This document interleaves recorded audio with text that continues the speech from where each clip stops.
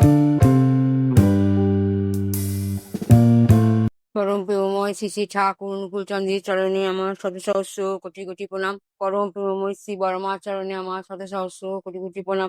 পরম প্রেমময় শ্রী শ্রী বদ্রার চরণে আমার শত সহস্র কোটি কোটি প্রণাম।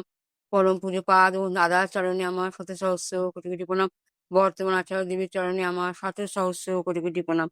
ঠাকুর পরিবারের সমস্ত সদস্যদের চরণে আমার শত সহস্র কোটি কোটি প্রণাম। পরম প্রেমময় শ্রী ঠাকুরের অশেষ কৃপায় অশেষ দয়ায় আমি যাজন করা শুরুবাত করেছি। এখনো অনেক কিছু শেখার আছে, কিন্তু ঠাকুরের কথা বলতে সবারই ভালো লাগে। সেই ভালো লাগার জন্যই আমি আজ আপনাদের আলোচনা প্রসঙ্গ থেকে কিছু পড়ে শোনাচ্ছি। আমি কিছুই চাই না, আমি চাই তোমার সত্তাটা। আমার কাছে উপঢৌকন হবে তোমার পারফেক্ট বিং, মানে পূর্ণ সত্তাটা। অতখানি লোভী আমি। ঠাকুর কি বলছেন এই কথার মাধ্যম দিয়ে? বলেছেন আমি খালি ঠাকুরকে চাই, আমার একমাত্র লোভ আছে পরমপিতাকে আমি নিয়ে থাকতে চাই। এর কারণ হচ্ছে, যদি আমি পরমপিতাকে নিয়ে থাকবার চেষ্টা করি, তাহলে আমার সমস্ত জগৎ, সমস্ত বিশ্ব, দিন দুনিয়ার মালিক যে ঠাকুর, ওনাকে নিয়েই আমি থাকতে পারবো। আমার দ্বিতীয় জিনিসের লোভ কিছু থাকবে না। তো এই কথাটা ঠাকুর যে সুন্দরভাবে আলোচনা প্রসঙ্গে লিখেছেন, তোমার মধ্যে এতটুকু খুঁত যদি থাকে, আমি বঞ্চিত হব ততখানি। তুমি আমার সম্পদ, তুমি আমার স্বার্থ। তুমি যদি সম্মোহিত না হও, ভালো হয়ে না দাঁড়াও, তুমি যদি এক আনা ভাঙা পড়ো, আমি ক্ষুণ্ণ হব, দুর্বল হব ততখানি। তাই তুমি তোমার দুর্বলতার সমর্থন করতে যেও না। ঠাকুর কি চমৎকার ভাবে লিখেছে যে আমি কিছুই চাই না, আমি চাই তোমার সত্তা আমার কাছে উপঢৌকন হবে। তোমার যে সত্তাটা আমি চাই, এতখানি লোভী আমি। পরমপ্রেমময় শ্রী ঠাকুরের এই লেখাগুলো যদি আমরা পড়তে পারি, যদি আমরা লেখাগুলো পড়ে একটু একটু মানে বুঝতে পারি, তাহলে বুঝতে পারবো ঠাকুরের লেখার কতখানি অন্তর্নিহিত মানে আমাদের জন্য উনি লিখে গেছেন। একটা নতুন সংযোজনা আপনারা খেয়াল রাখবেন এখন থেকেই। সস্ত্রয়নী পত্র পূরণ করার সময় অবশ্যই ব্রতগ্রহীতার ফ্যামিলি কোড লিখতে হবে। আলোচনা প্রসঙ্গে ঠাকুর অনেক কিছু জানকারি আমাদের দিয়েই দিয়েছেন, অনেক কিছু জানা যায় এই আলোচনা প্রসঙ্গে যদি আমরা কিছু কিছু পড়ি। ঠাকুর যে কর্মী হয়ে থাকবেন, মানুষের মাথায় দণ্ড ছুঁয়ে শক্তির সঞ্চার করবেন, এগুলোর দিকে আপনারা কি করবেন একটু লক্ষ্য রাখবেন। যে গুরুর নাম ব্যবহার করা সবসময় দরকার। যে ঠাকুর যারা দণ্ড নিয়েছে, ঠাকুর তাদেরকেও বলেছেন এই সস্ত্রয়ী দণ্ডটা নিয়েই তো হবে না। এমনি গুরুর যে নাম ইষ্টবীজ, আমরা যে ইষ্ট যে বীজ নাম, এই ইষ্ট নামটা সবসময় করতে হবে।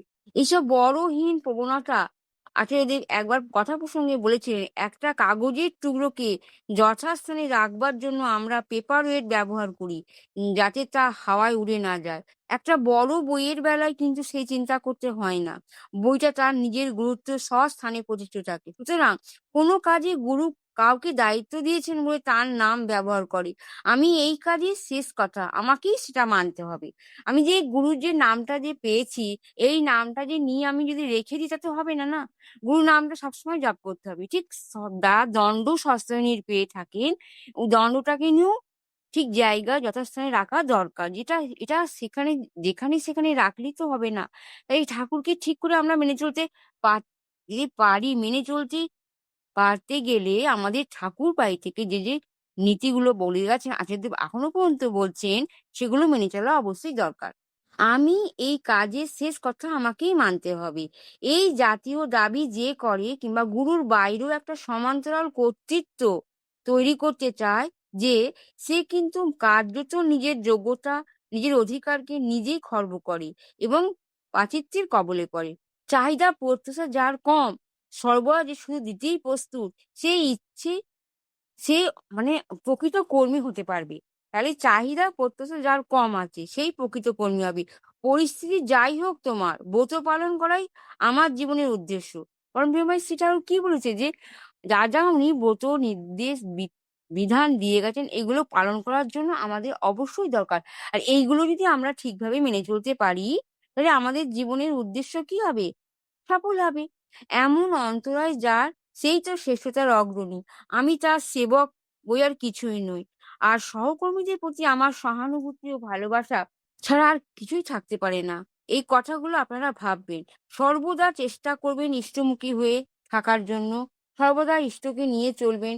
সব সময় ইষ্টকে সঙ্গে নিয়ে থাকলে আলাদা শক্তি সঞ্চার করতে আপনারা নিজেরাই পারবেন, নিজেরাই বুঝতে পারবেন। তাই পরম প্রেমময় শ্রী ঠাকুরের আলোচনা প্রসঙ্গে আমরা আরো অনেক কিছু জানতে পারি। ঠাকুর এই আলোচনা প্রসঙ্গের মাধ্যমে কর্মীদেরকে কি কাজ করতে হবে বলে দিয়েছেন। ডিপি ওয়ার্কের কাজ কিভাবে করতে হবে, বর্তমান আচার্যদেব উনি সুন্দরভাবে জানিয়ে দিয়েছেন। এসবগুলো মেনে চললে কি হবে, আমরা আচার্যদেবের আদেশ বা নীতি এগুলো আমরা মেনে চলতে পারবো।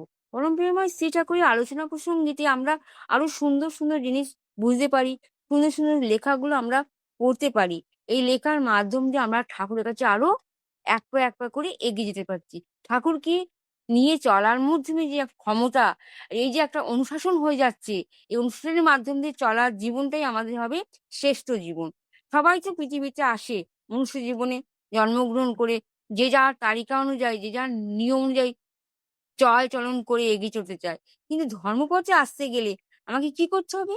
ঠাকুরকে নিয়ে চলতে গেলে, ধর্মপথে আসতে গেলে এসব নীতি, বিধি, বিধান আমাদেরকে মেনে চলা অবশ্যই দরকার। এইসব নিয়ে যখন আমরা এগোতে পারবো, তাহলে আমাদের এগোনোর মধ্যে কোনো পিছুভাব থাকবে না। আমাদেরকে দেখতে হবে না আমরা কতদূর এগিয়ে চলেছি। বলা আছে তো ঠাকুর সত্যানুসরণে লিখেছেন বা বলেছেন, "তুমি কতটা এগিয়েছো মেপে দেখতে যেও না।" এতে কি হবে? তুমি আবার সেই জায়গায় চলে আসবে।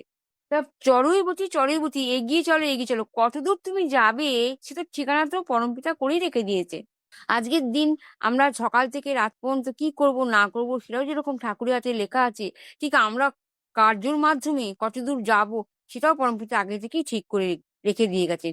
কোনো জিনিসে হাল ছেড়ে দিলে হবে না। আগে সবসময় দেখতে হবে, দেখি না এই জিনিসটার শেষ কোথায়? এই শেষ কোথায় দেখতে, দেখতে আমি যে আরো জিনিস শিখে ফেলবো, পরমপিতাকে কেন্দ্র করে, পরমপিতাকে নিয়ে চলতে, চলতে সেই শেষটা কি হবে দেখার জন্য আমাদেরকে বসে থাকতে হবে। তাই এখানে ঠাকুর লিখেছেন, তোমার সংকল্পটা এমন হওয়া চাই যাতে দুঃখ, দৈন্য, ক্লেশ, কর্ম তোমাকে কষ্ট দিতে না পারে। দেখো সারাদিন মানুষ যখন খাটাখাটি করে, সংসারে অনেক কাজকর্ম সব মানুষকেই করতে হয়। এর মধ্যে অনেক দুঃখও পাচ্ছে, অনেক কষ্টও পাচ্ছে, অনেক সুখও পাচ্ছে, অনেক শান্তিও পাচ্ছে। নিজেকে এমনতর চরিত্র দিয়ে সাজানো লাগে এবং তা আবার এতখানি ইষ্টানুরঞ্জিত হওয়া চাই যাতে যেখানেই যাও সেখানকার মানুষ যেন তোমাকে দেখে তোমার ইষ্টকে কিছুটা বোধ করতে পারে।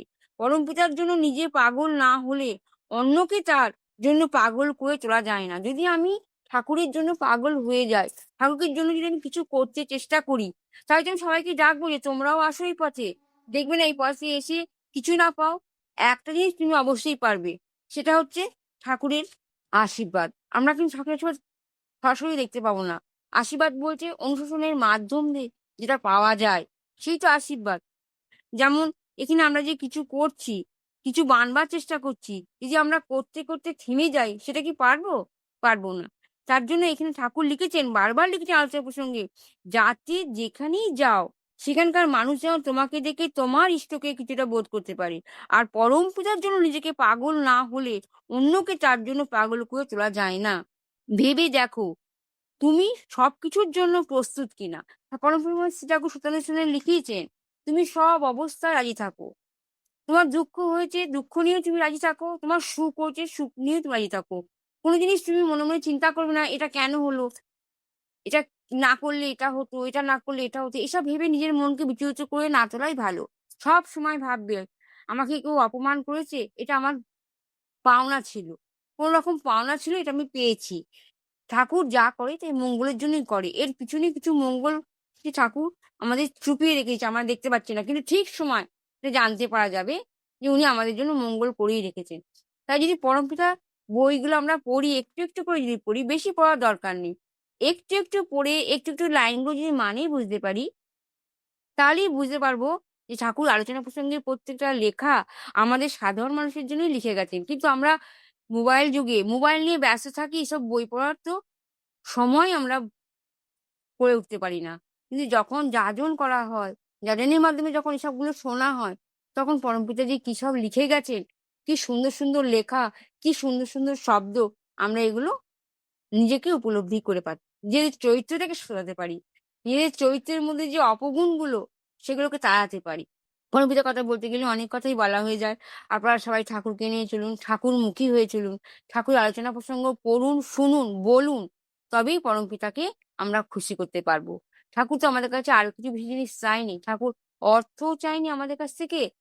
আর আমাদের কাছ থেকে টাকা, পয়সা, ধন, সম্পত্তি ঠাকুর কিছু চায়নি। খালি পরমপিতা এই জিনিসটাই চেয়েছেন আমাদের কাছ থেকে যে আমরা সবার মনের মধ্যে সমস্ত মানুষের মনের মধ্যে ঠাকুরের নাম পৌঁছে দিতে হবে। কি করে দিতে হবে? ঠাকুর এর নাম যদি আমি নিজে পেয়ে নিজে আনন্দ উপভোগ করতে না পারি, তবে তো আমি কাউকে দিতে পারব না। আগে নিজে পেয়েছি যে নামটা, সেই নামটার আনন্দ আমরা মজ্জায়, মজ্জায়, সেলায়, সেলায় উপভোগ করি। আনন্দে ভরে যায় এই নামের মশগুল, তবেই তো আমি সবাইকে নামের কথা বলব। পরমপিতাকে নিয়ে চলুন, পরমপিতাকে ভালোবাসুন। পরমপিতার যে আতুল চরণে আপনাদের সবার মঙ্গল কামনা করি। ঠাকুরের আতুল চরণে সবার আসার জন্য, সবাইকে আসবার জন্য আমি সবাইকে বলছি, আসুন, জানুন, বুঝুন। ঠাকুরকে নিয়ে চলুন, ঠাকুরকে ভালোবাসুন। ঠাকুর ভালোবাসতে চায়। যেরকম ঠাকুর ভালোবাসা দিয়ে পৃথিবীর সব মানুষকে এক করে সৎসঙ্গ কারখানা করেছেন, ঠিক আ এখনো পর্যন্ত ঠাকুর বলেছেন যে, "আমি আরো মানুষকে এই পথে নিয়ে এসে সৎসঙ্গকে আরো বড় করতে চাই।" ডিপি ওয়ার্কের মাধ্যম দিয়ে সবাইকে নাম দিয়ে, নামের মাধ্যম দিয়ে পৃথিবী সুন্দর শান্তিময় হয়ে উঠুক, এই পরমপিতার আশা আকাঙ্ক্ষা। আমরা সবাই ঠাকুরের আশা আকাঙ্ক্ষার দিকে নজর রেখে ঠাকুরকে নিয়ে চলি। ঠাকুরের কাছে সবার মঙ্গল কামনা করি বলে বাণী বিরাম দিচ্ছি। জয় গুরু বন্দে পুরুষোত্তম।